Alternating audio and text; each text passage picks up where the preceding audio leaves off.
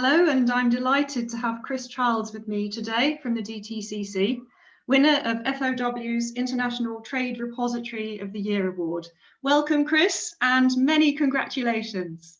Thank you, Wendy. 2020 was a full year for us with SFTR, Brexit, and also actually a fairly major release on our technology. It's recognition for all of the hard work of the teams at DTCC for helping our clients. So thank you very much. It'll be good to talk about a few of those things. First of all, DTCC's trade reporting model is a global one. So why do you think that is the optimal model? I think, Wendy, there are obviously a lot of market participants that deal in a single jurisdiction. But the vast majority of the transaction volumes comes from a few dealers that do trade globally and therefore have to report globally. And, our global approach towards this helps those clients deal with the nuances of the individual jurisdictions and meet their regulatory requirements locally, but try to do it as much as possible in a globally consistent manner. While still obviously providing services to those that only have to report locally. I think it also gives us a unique perspective on the globality of what the G20 commitments were all about, which was the monitoring of systemic risk on a global basis.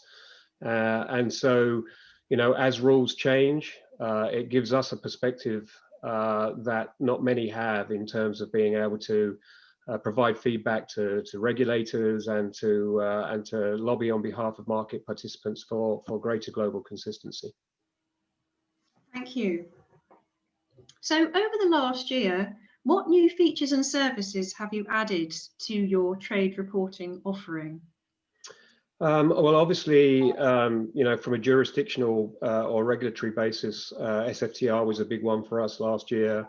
SEC will be a big one for us this year, assuming that they continue to go live this year. If not, it will be the year after. But at the moment, it looks like this year.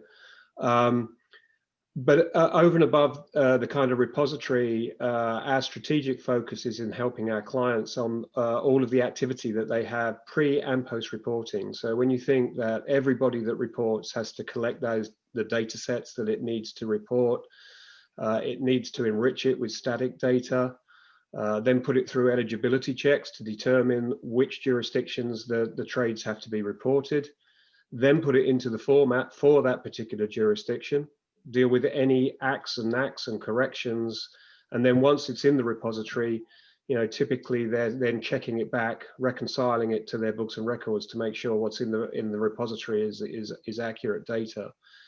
With SFTR, we launched capabilities to do some of that those functions on behalf of the clients, but specific to SFTR.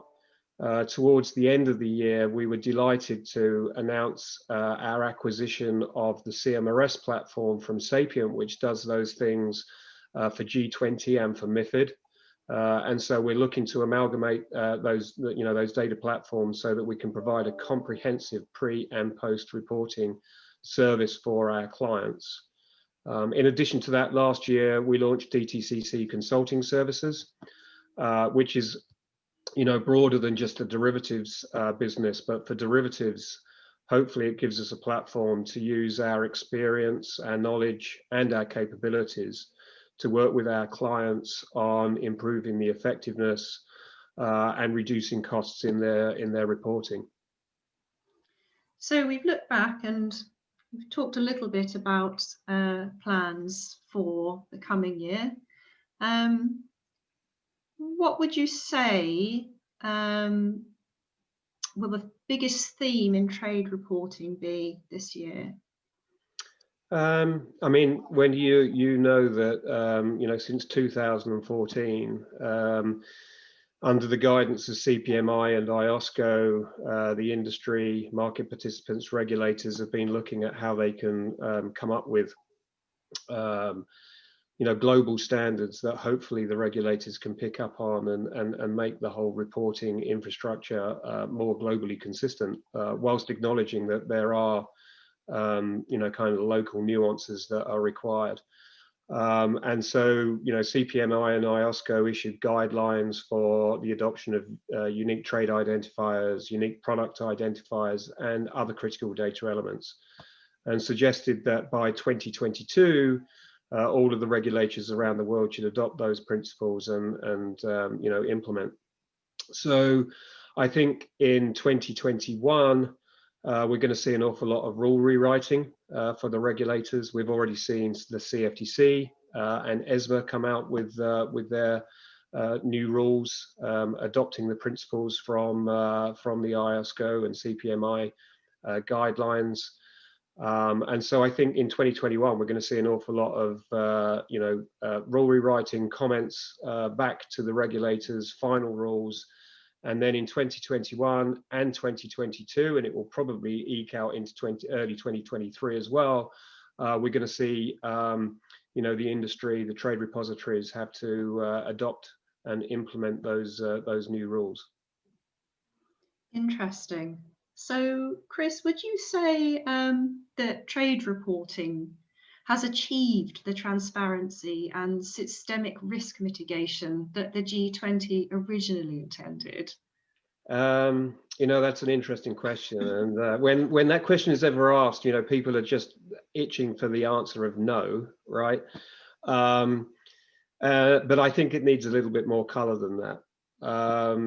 Obviously when the G20 asked for more transparency into the global markets or the derivative markets, there was virtually no data that they had at their disposal. And since then, the amount of activity that has gone into, legislation around the world, regulation around the world, the creation of trade repositories, the connectivity, the data flows, that doesn't happen overnight.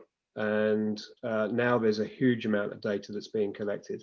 And so I think that we've written the first, or probably more than the first chapter, but everything is there now to use what's been developed to then go to the next phase of this, which is to become more globally consistent in the collection of data, so that those data sets can be amalgamated and achieve the transparency that the G20 was looking for. So on our side, as I've just mentioned, the rule rewriting, it's a critical part, I think, of the evolution of the trade reporting that we're at right now, as those rules are being rewritten. And I think that we either seize upon that moment and implement everything globally consistently as much as we can, at least for those core elements that describe the the economics of trades and can be easily amalgamated for regulators to do their job.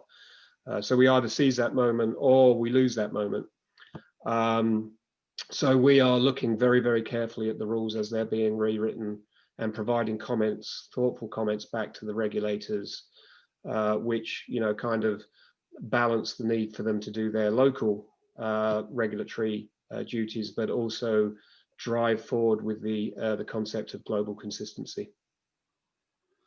Thank you. So, Chris, I got one more question for you, and it is: what is DTCC's future vision for trade reporting, and how can it be achieved? Yes, it's a good question, and I think it actually ties back to the previous questions. I think the end state has to be common data elements that can be amalgamated, and therefore regulators can get a view into the data that they need to do their job, whether that be on a local basis or on a global basis.